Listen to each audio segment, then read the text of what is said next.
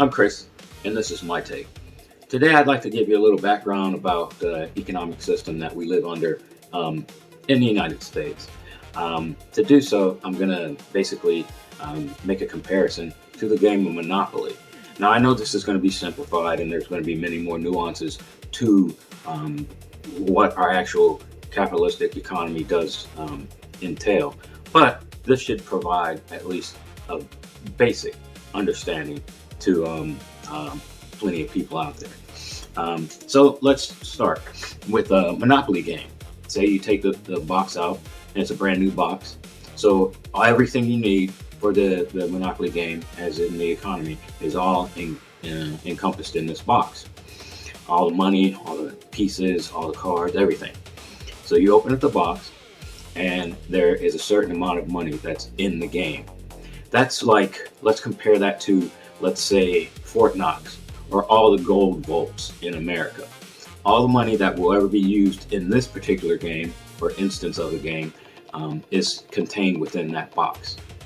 And that's similar to the way that it used to be in America, where we were on a gold standard, which meant that all the money, all the currency that the country could generate was based on and backed by something with intrinsic value, in this case, gold. So no matter how much gold we had, that's how much money how much currency we could create. So let's say there's $400 billion in gold that America had at one time. America could not create more currency than the $400 than $400 billion. So in our example, the box represents Fort Knox, as in because all the money that will ever be used in the game is already locked up and stored in the box. And once the box is open, we cannot create any more Monopoly money throughout the game. It's just going to be the money that's in the box. So now we have 4 players in this instance of the game, and we start the game. Everybody starts moving. You make your money going past go, and everything else. And then as the game progresses, people start buying up properties. So let's say one of the players buys up Park Place and Boardwalk, and then the banker buys up Reading or whatever, some other property. And as the game progresses, eventually you get to the point where the banker tells everybody, oh, you know what? Instead of us limiting the amount of money in the game to this single box of Monopoly, let's bring in the money from a second box. You don't necessarily have to bring anything else. Let's just bring in the money from the second box. So now that doubles your supply of currency. And one of the tenets of capitalism is it runs on supply and demand. The higher the supply, the lower demand. The lower the demand. So in this case, we have a higher supply of money. So the demand is cut. And if we bring in the equivalent amount of money into the new Monopoly game, that means we've doubled the currency in the game we're playing. So that means that currency is now worth half as much as it was before, because you now have twice as much supply. So the demand goes down by half. So we're playing, and that's basically what happened once America went off the gold standard. We were no longer locked in by the amount of gold that our country contained.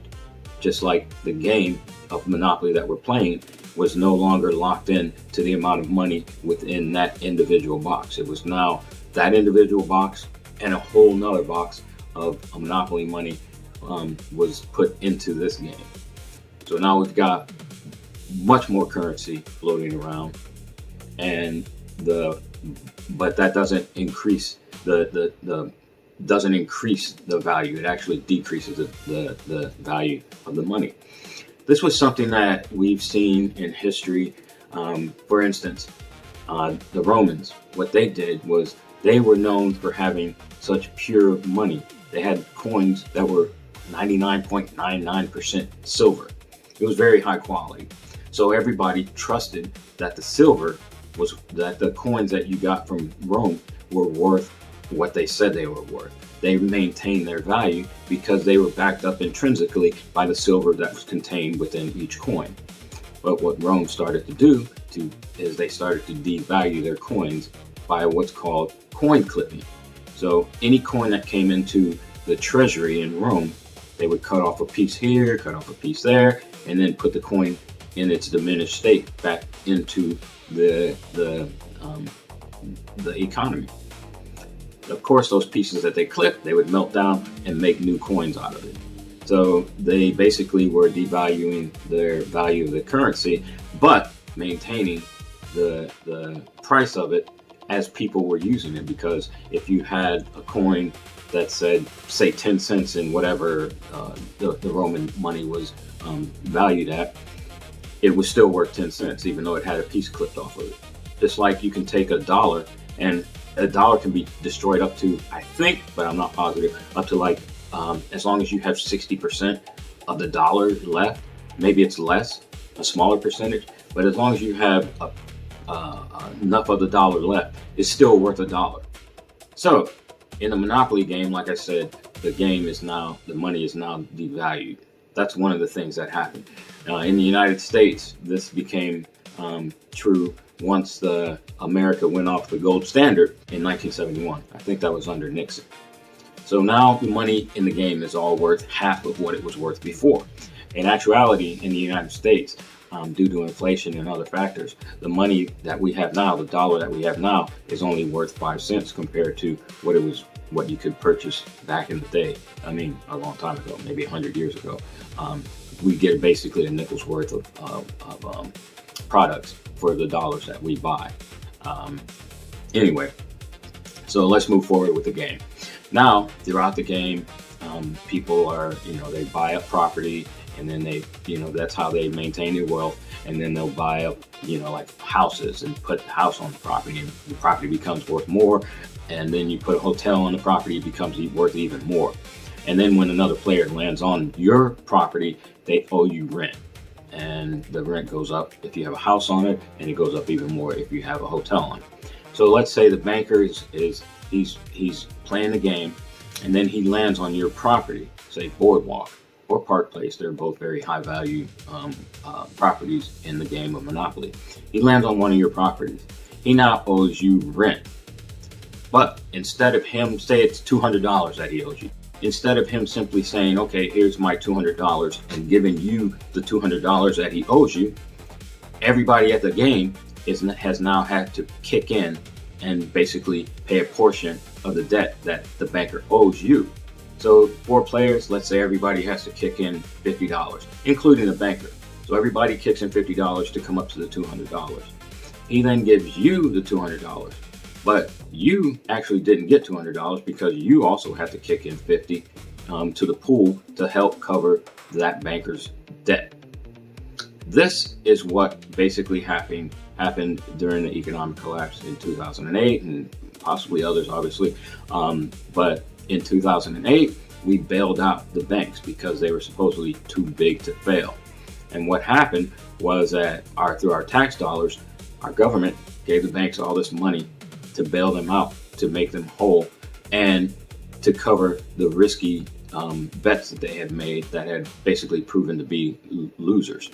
So the banks bet these risky things, and they basically lost on their bets. And instead of the banks having to pay out that money, we all had to pitch in and help the banks pay out. And then this is the money that the banks got, they actually had to pay it back.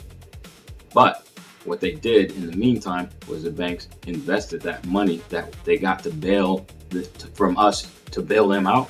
They invested that money in other stocks. And of course, now that the economy's crashed, everything is very cheap because the economy has crashed. So they buy everything cheap. The economy slowly comes back, it comes back to the point where they not only paid back the principal and interest on that money that was loaned to them as a bailout, but they actually made a profit on that money because they bought so many different things at a much lower devalued price because the economy had collapsed. The economy that they had collapsed made it so that they could buy things much cheaper. So now, like the game, you've basically gotten a diminished amount back in your loan. The loan the money that the banker owed was socialized because everybody at the game had to pitch in to the banker to pay his debts off. All right. So let's continue with the game. Now it's your turn. You're happy with your $150 from the banker on you, and you move along, and then you land on the banker's, one of the banker's property. Now you owe $150, $175, whatever it is. But when you have to pay it as an individual, you have to come out of pocket with all of that money. Nobody else at the table, nobody else at the game has to pitch in anything to help you pay off that debt. And that's why we have a lot of people talk about the way America works, is that, with these big companies, the debt and the risk is socialized because we all have to pay for it if it fails, if the bank's bets fail. But for an individual, it's rugged individualism. They owe that debt. They're the only ones that owe that debt. If they can't pay that debt, then they have to sell something to pay their debt. And this is a little, when you think about it, it's really not that fair. It's really kind of messed up because a lot of people in America will look and say, "Oh, socialism, it's a terrible system. It cannot stand." But when we provide a bailout to the banks, that's socialism, because that's everybody coming together and providing for the banks. And as a side note, after we did the bailouts, which everybody knew about and complained about, they passed laws which basically did what are called bail-ins. And this was something that not many people really knew about. But basically it was that if the banks ever came up against some bad bets again, the money that their depositors, so say you have a savings account, that money became property of the bank to pay off their debts. And then, of course, they owed you the money, but you were the creditor of last resort, so you would get your money last after everybody else. Anyway, moving on with the game. So like I said, you end up paying, your debts are privatized, whereas the debt of the banker, they're socialized. So we live in an unfair system in that regard. But we'll keep playing the game. I basically want to get on to the ways in which capitalism basically forces wealth inequality. It's not an exception to the rule. It's actually a requirement of capitalism. But I'll get into that tomorrow. I think I've talked enough for today. Join me again tomorrow, and I hope you will, so we can talk about how capitalism basically forces wealth inequality on a population. Thank you. As with the book entitled Solutions, enough complaining, let's fix America. Questions will be asked here to help the masses separate facts from the lies and misinformation our leaders tell us every day. For more tools to help you help your friends and family, get the book mentioned above at Amazon.com today.